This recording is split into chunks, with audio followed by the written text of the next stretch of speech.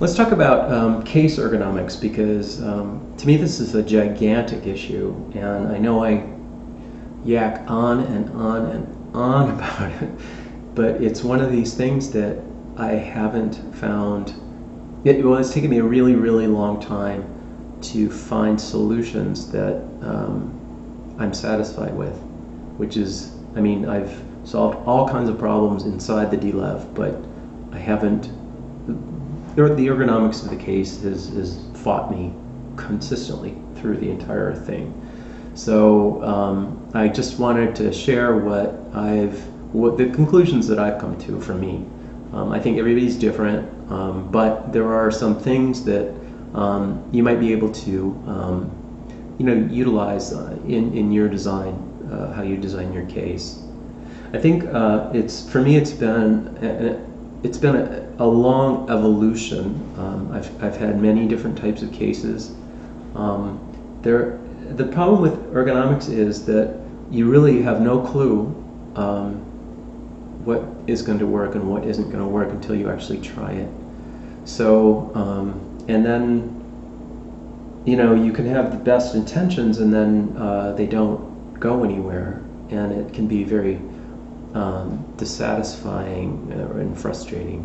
So I think what you need to do is build it's sort of like in physics, prove yourself wrong as fast as possible. Find that, you want to come up with an arrangement to test and rule it out as quickly as possible. I mean, a lot of them you'll kind of arrange it and you go, no, that's crap, So, I mean, you'll know right away, and then you won't put all this time and effort into making a pretty case or anything like that. So I think a really good place to start is with a boom microphone stand. If you like to play seated, you can get a shorter one.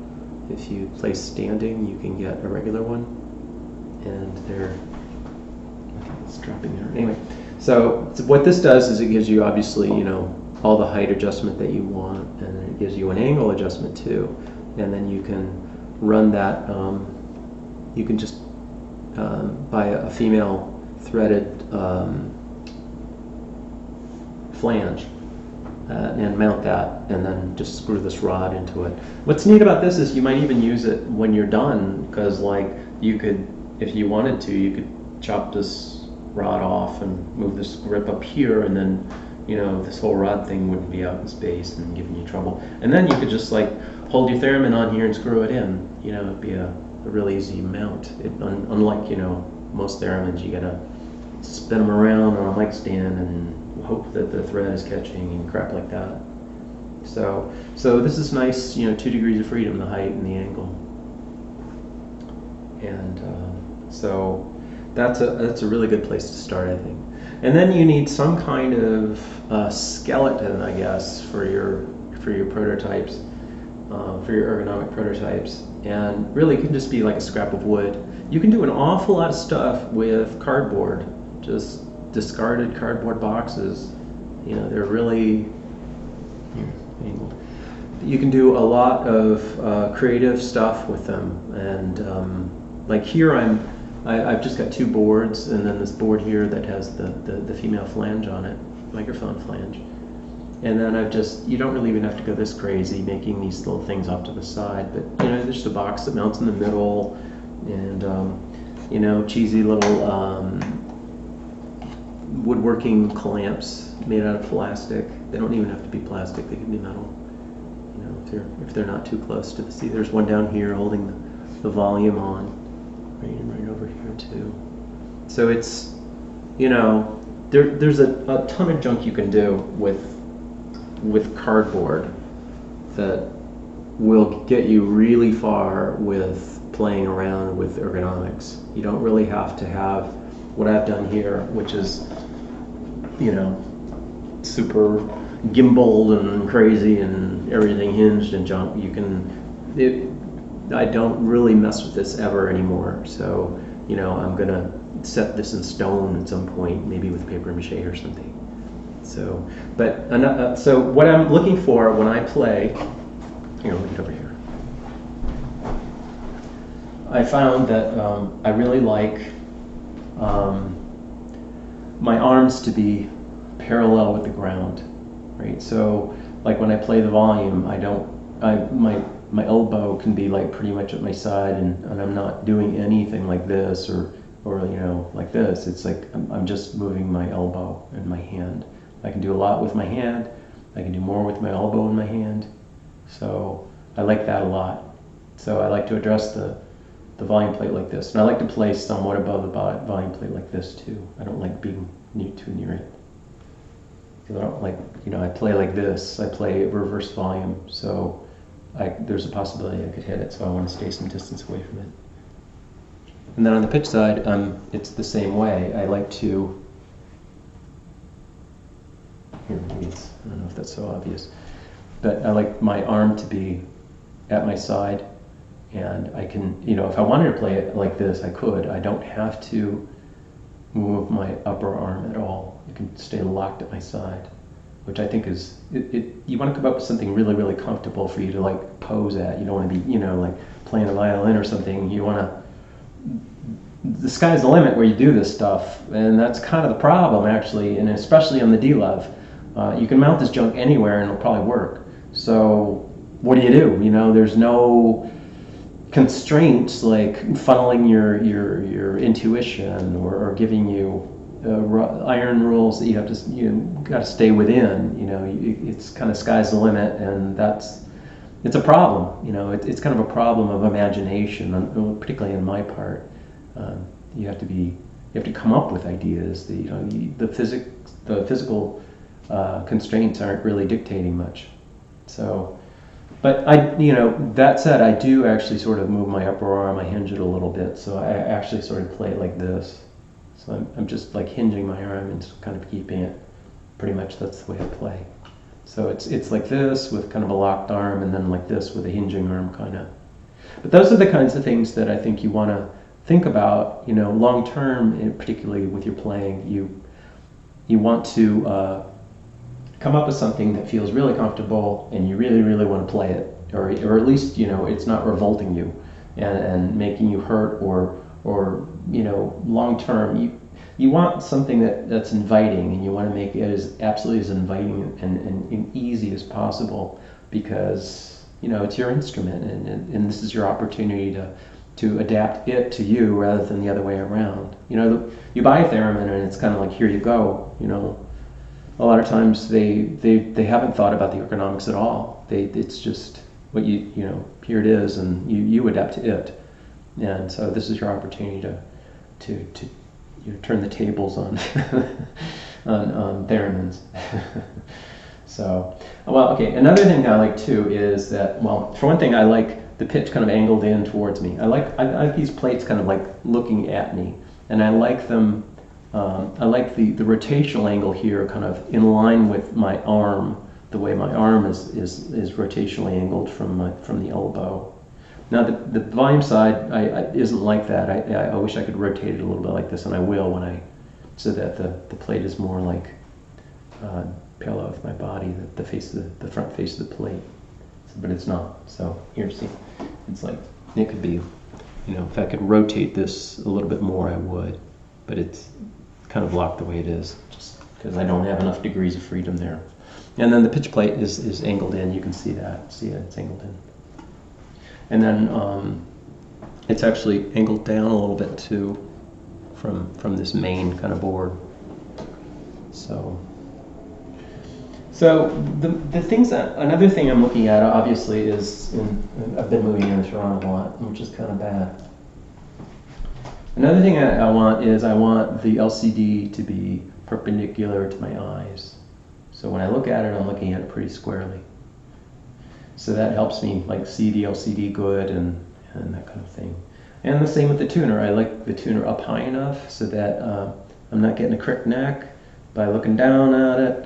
I'm looking at it down a little bit, but I'm not having to really crick my neck or anything. And it's perpendicular to my eyes, so I'm getting a nice flat view of it. So that so to do that with both the LCD and the tuner, obviously the tuner is like this, and then the LCD's down here, and it has to be at a different angle for my eyes to see it perpendicularly. So that's kind of And I like the controls to be down here where, you know, I don't want to reach way up and do stuff or way down. I want the controls to be, you know, in a reasonable area too, where my hands would be for playing. You know, I don't have to reach too far to do that sort of thing. I also think it's important, one more thing, is that the distance between the plates is important.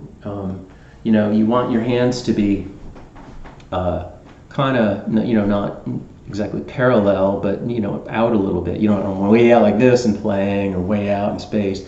And you don't want them too close, because then, of course, the fields will interact with your hand movements. So there's like a happy medium here, I think, of locating the plates far enough away from the controller so that your hands are like splayed out a little bit, but not too much, so that they're, you know, you're rotating. You don't want to rotate your upper arm too much, because that gets uncomfortable.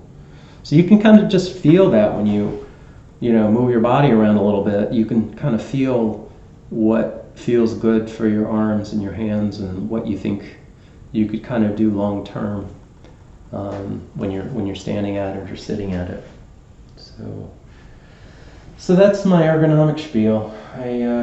I hope that, like I said, it was an evolution. I've gone through many different sorts of things. Early on, I had, you know, I think I just am not imaginative enough, or whatever. But I many things I thought would work really well ended up just not working at all.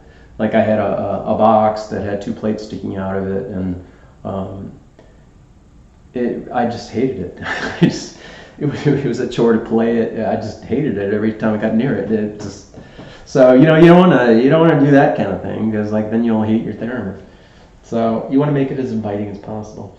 Another thing I really want to emphasize is repeatability of setup. I think it's absolutely important that you be able to set your theremin up exactly the same way as much as possible every time, because, you know, we don't have any frets or anything to go, no valves on a flute or anything to go on. We've only got our muscle memory and where our hands are in space.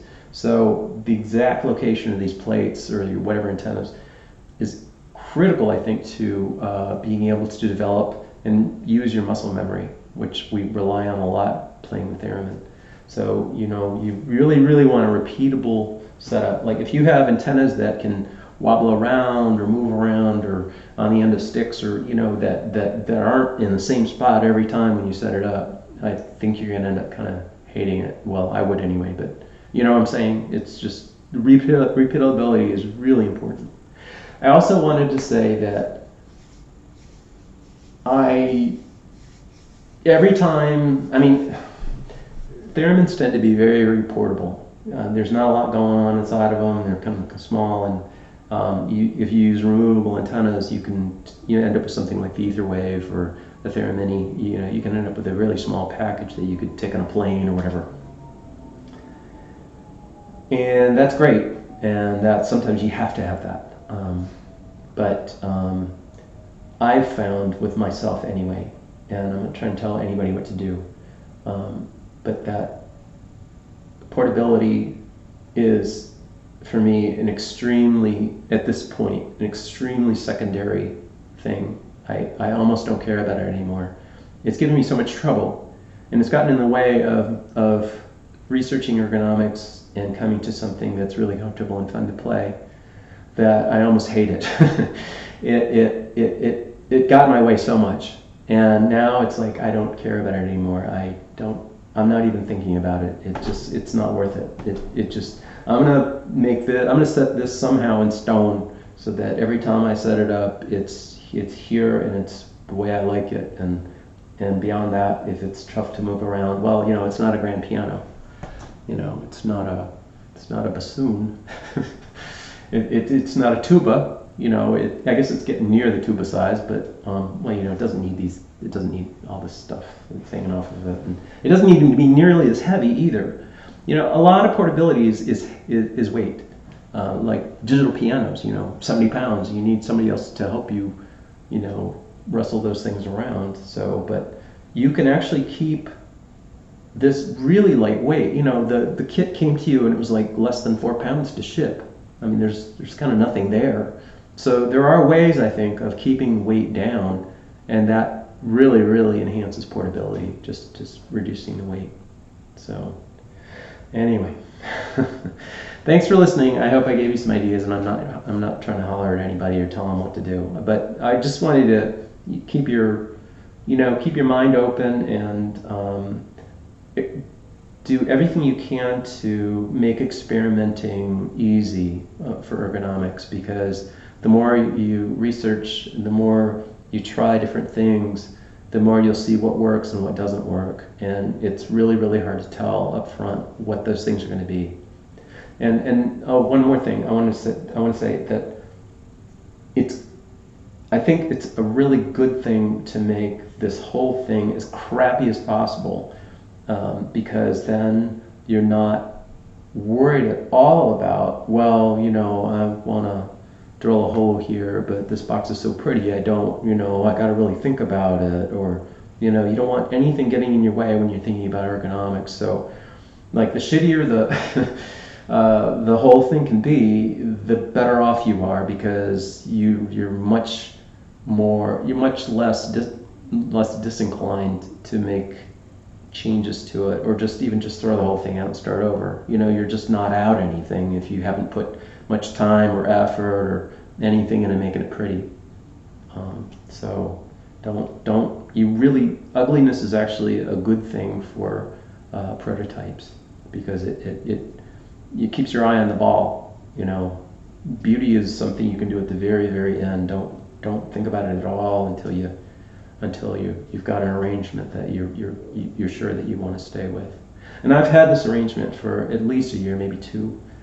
And it's taken me that long to realize that this is what I want. This is exactly what I was looking for, and I don't know how it'll end up physically exactly, but the arrangement is the arrangement that I like. And it's taken a long time to get there, and it's taken a long time for me to realize that's the case. So if you have a horrible arrangement like this, Franken Lev, if you can keep it like this for a long time, I think you're ahead of the game too, because then you'll be more and more sure either that you like it or that you hate it, and then when it comes down to it, when you finally come up with something that you like, you know, setting it in stone will be a lot more interesting, I think, because it'll. A lot of times, with products, you're thinking at the very beginning, like, what the product is going to look like at the end. You're thinking about that all the time with most products, but when you're doing this kind of thing, when you're doing this kind of ergonomic research, you can't, that has to be the furthest thing from your mind, I think. Not how to make it portable, not how to make it pretty, but how to make it really playable and fun. So anyway, that's my spiel. I go on and on about this. I'm so sorry. All right, take care.